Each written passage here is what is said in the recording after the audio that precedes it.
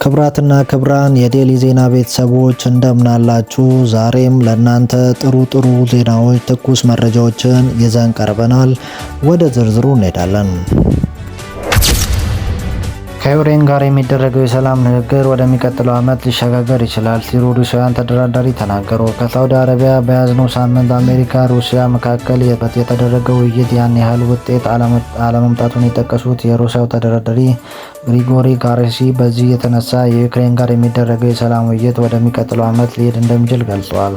ካርሲን ዛሬ ከሩሲያ መንግስት ቴሌቪዥን ጣቢያ ጋር ባደረጉ ቃለ ምልልስ ሲናገሩ ከአሜሪካ ጋር ባደረግነው ውይይት ያን ያህል ትልቅ ነገር አልደረስንም፣ ይሁንና ወደፊት የሆነ መፍትሄ ላይ እንደምንመጣ ተስፋ አለኝ ብለዋል። ሰኞ ዕለት በሳውዲ አሜሪካ ተደራዳሪዎች ጋር ለ12 ሰዓት የፈጀ ውይይት ማድረጋቸውን ገልጸው ይህ ውይይት በቁጥር ባህር ላይ የሚተላለፍ መርከቦች ደህንነት የሚመለከትና የሩሲያ ባንኮች በዓለም አቀፍ የገንዘብ ክፍያ ስዊፍት ውስጥ ተመልሰው እንዲገቡ የሚያስችል እንደነበር አስረድተዋል። ካርሲን ጨምረው የአሜሪካ ተደራዳሪዎች በወቅቱ ይዘው የቀረቡት ምክረ ሀሳብ በሩሲያ ሙሉ በሙሉ ውድቅ መደረጉን ገልጸው ምንም እንኳን የውይይት ውጤት ያን ያህል የጎላ ባይሆንም ከአሜሪካ ተደራዳሪ ጋር በጥሩ መንፈስ ንግግር ማድረጋቸውን ጨምሮ አስደርሰዋል። በዚህ እንግዲህ እንዳለ ማክሰኞ ዕለት ዋይት ሀውስ ባወጣው መግለጫ ሩሲያ ዩክሬን በተናጠል በቁጥር ባህር ላይ ተኩስ አቁም ለማድረግ መስማማታቸውን ገልጸው ነበር። ይሁን እንጂ ከዚህ በኋላ ሩሲያ በወጣችው መግለጫ ይህንን የተኩስ አቁም ለማድረግ አንዳንዶች ቅድመ ሁኔታዎችን ለማሟላት እንዳለባቸው ማስታወቂያ ማውጣታቸው ይታወሳል።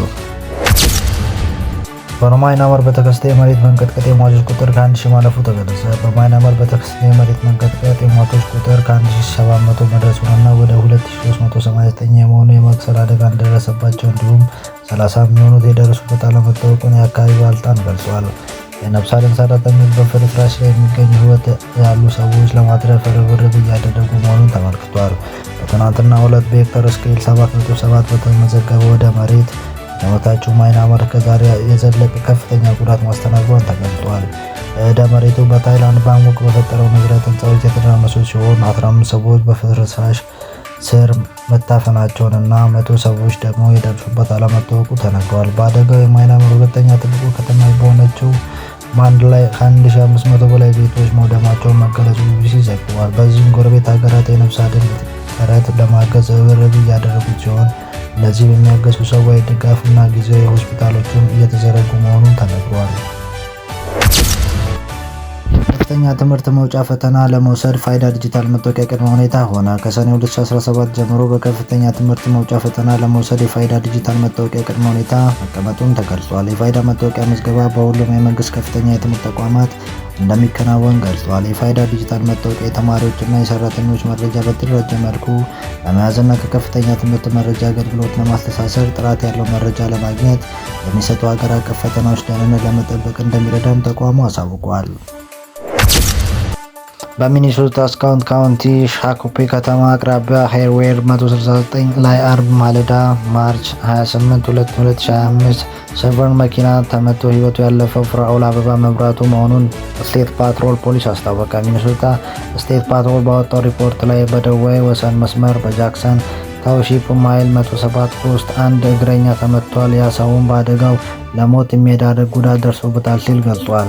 ስቴት ፓትሮል በኋላም ላይም ተመቶ ህይወቱ ያለፈው ግለሰብ የ5 ዓመቱ ፍራኦል አበበ መብራቱ ከማርሻል ከተማ ነው ብሏል። ፍራኦል ከመኪናው በወረደበት ወቅት በሌላ መኪና ተመቶ ህይወቱ ቢያልፍም በወቅቱ እርሱ በነበረበት ተሽከርካሪ ውስጥ በነበሩ 2 ሰዎች ምንም ጉዳት እንዳልደረሰባቸው ሪፖርቱ አመልክቷል። ሚኒሶታ ጆርዳን ከተማ የሆነችው የ45 ዓመቷ ኒኮል ሮጀርስ የተባለችው ሹፌር በመንገዱ ግራ መስመር እየነዳች በነበረበት ወቅት በትራፊክ መስመር ላይ የቆመው እግረኛ እንደመታቸው ለፖሊስ ተናግራለች። ስቴት ትሩፐርም ምርመራው መቀጠሉን ገልጾ የኤል ሃይዌይ 169 ደቡብ የሚሄድ መኪና መስመር ከአደጋው በኋላ ለተወሰነ ሰዓት ከአደጋ ተሽከርካሪዎች በስተቀር ሁሉም ትራፊክ ዝግ ሆኖ ቆይቶ ነበር። ነገር ግን ከጠዋቱ 8 ሰዓት ከ45 እንደገና መክፈቱን የትራፊክ ሪፖርት ላይ ተመልክቷል። እዩ ጩፋ እንዲህ ብሏል። በመጀመሪያ የመንግስት ፓትሮል የሚወጣ ዌልካም ነው ማለት የሚወጣ ህዝብ ደህንነት ለመጠበቅ ነው። ይህም መንግስት ተቀዳሚ ኃላፊነት በመቀጠል አምላክ የላኩ አገልጋይ ወደ ከተማ ሲገባ ዌልካም ለማለት የሚወጣ ከዚህ በኋላ ቪኤትም መኪናዎች ብቻ አይደለም። በዚህ ዘመን የተፈጠረ ነገር ካለ ተጨምሮ አገልጋዮች ዌልካም ይባላሉ። ለመቀበል እንደምትቸገሩ አውቃለሁ፣ ነገር ግን ምርጫ የላችሁም። አገልጋዮችን በንቀት አትዩ። አገልጋዮች የእግዚአብሔር ድምፅ ቃል አቀባዮችና ምልክቶች ናቸው። በማስፈራራትና በማስጨነቅ ቀጥለው የሚነሳት ሁለት ተስፋ ለማስቆረጥ የምትፈልጉ ሰዎች እኔ ያለው ከዚህ በኋላ በፊትም ለፊት ቆሜ ለሚመጣው ትውልድ በር ለመክፈት ከፊት አለው። አንዳንድ ሰዎች ዘመኑን በሚመጥን መልኩ መንቀሳቀስ እንደ ኃጢአት ያያሉ። 7 እና 8 ፓትሮል ለምን ይመደባል? በዚህ ልክ መታጀቡ ለምን አስፈለገ? የምትሉ ሰዎች ለአገልጋዮች መንግስታዊ የሆነ ጥበቃ ከለላ ዌልካም ያስፈልጋል። እንደ እግዚአብሔር ለተሾመ አገልጋይ ምን ያህል ክብር እንደሚገባው መንግስትና መንግስታዊ የሆኑ መዋቅሮች በተረዱበት በዚህ ጊዜ ቤተክርስቲያን መሪዎች አይናቸውን መክደኑ ከምንም በላይ የሚያስገርም ነው። ቤት በዛ ፓትሮል በዛ የምትሉ ሰዎች እግዚአብሔር በአንተ ኮሌ እንዲታጀብ ነው የምትፈልገው። እግዚአብሔር በፓትሮል የሚታጀብ አምላክ አይደለም። ፓትሮሉም ለእኛ ነው፣ እኛ ነን የምንታጀበው። ከዚህ በኋላ ብታምኑም ባታምኑም በኢትዮጵያ ምድር በራሳቸው በጀት እየተንቀሳቀሱ የሚያገለግሉ አደገኛ ሰዎች ይነሳሉ። የምታስተላልፉት መልእክት ተስፋ ከመቁረጥ የመነጨ ይመስላል። ሐዋሳ ስንገባ የተደረገልን አቀባበል ያልተደረገጣችሁ ሰዎች ሰላም ናችሁ። ለማንኛውም ከዚህ በኋላ በሚደረጉ ክሩሴዶች ከዚህ የበለጠ ነገር እንደሚሆን እንዳትጠራጠሩ ከወዲሁ አረጋግጬላችኋለሁ። የበሻሻው አብይና የሾላው ነቢይ በተራ ጫጫታ ይጠፋሉ ብሎ ማሰብ ተራ ቅዠት ነው ብሏል። ሸገር ከተማ ከ2000 በላይ ኢንቨስትመንት ለመሳብ እየተሰራ ነው። የሸገር ከተማዎች ኢንቨስትመንት ምህዳር በመዘርጋት ቀልጣፋ አገልግሎት በመስጠት ለ2000 በላይ ኢንቨስትመንት ለመሳብ እየተሰራ ነው ሲሉ ከንቲባ ተሾመ አዱኛ ተናገሩ። የሸገር ከተማ ከንቲባ በሌሶ ኢትዮጵያ የውሃ ፓምፕ ማኑፋክቸሪንግ ፋብሪካ ምርቃት መርሃ ግብር ላይ እንደተናገሩት በከተማው ኢንቨስትመንት ለማሳተፍ ትልልቅ ስራዎች እየተሰሩ ነው። ከ2000 በላይ ኢንቨስትመንቶች ለመሳብ ካለፉት 2 ወራት ጀምሮ ሰፊ ስራ እየተሰራ ነው። የሸገር ከተማ ከማቋቋሙ በፊት የነበረው ኢንቨስትመንት ከ40 በመቶ ከተቋቋመ በኋላ በተሰራው ኢንቨስትመንት የማሳደግ ስራ 55 በመቶ ማድረስ ተችሏል።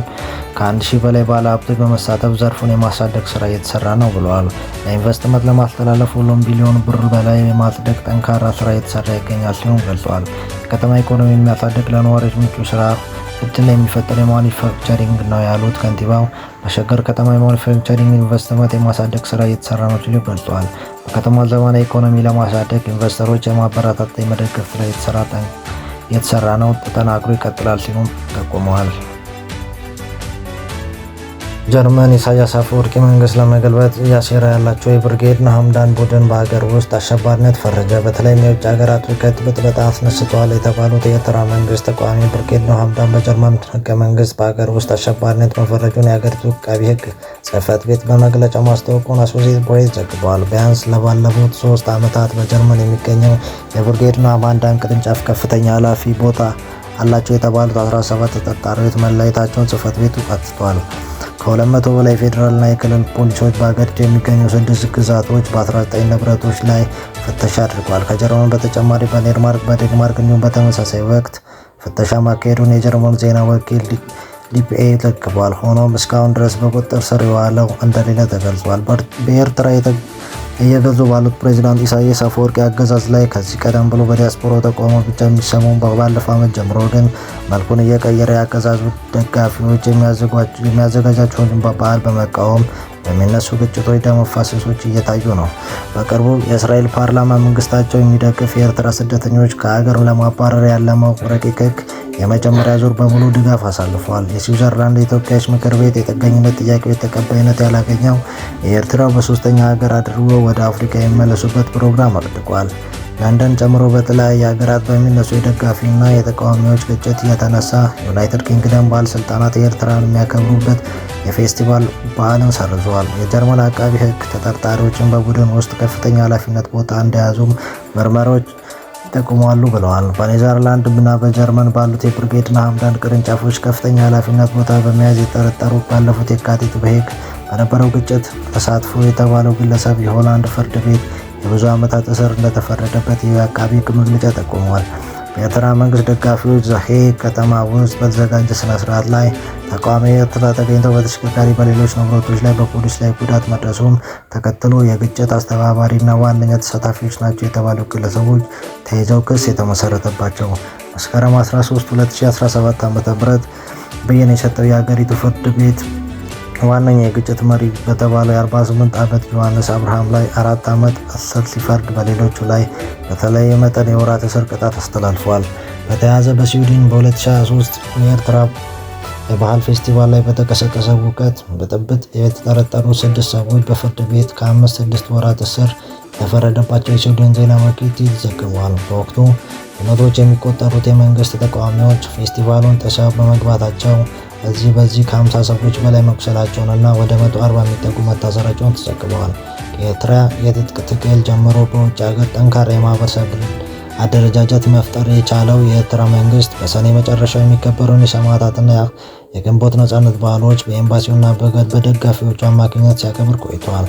ነገር ግን ባለፉት 2 ዓመታት አገዛዙን የሚቃወመውና የኤርትራ መንግስት የዚህን ክብረ በዓል ለፕሮፓጋንዳና ገንዘብ ለማሰባሰብ ይጠቀምበታል የሚለው የብርጌድ ንሓመዳን የሚባል ቡድን ድንኳኖች ማቃጠል ጨምሮ ሌሎችን መንገዶችን በመጠቀም እየተቃወሙ ይገኛሉ። በሀገሪቱ የተረቀቀው ህገ መንግስት ተግባራዊ እንዲደረግ፣ ምርጫ እንዲካሄድ፣ የፖለቲካ ምህዳር እንዲሰፋ፣ በፖለቲካ ልዩነት ምክንያት የታሰሩ እንዲፈቱና ለብዙ ወጣቶች ፍልሰት ምክንያት እንደሆኑ የሚነገርለት ገደብ የለሽ ወታደራዊ አገልግሎት እንዲቆምና መሰል ጥሪዎች ተደጋግመው ተሰምተዋል። ዘገባው የቢቢሲ አማርኛ ነው። ሰብስክራይብ፣ ሼር፣ ላይክ፣ ኮሜንት በማድረግ ትብብራችሁ አይለየን። እናመሰግናለን።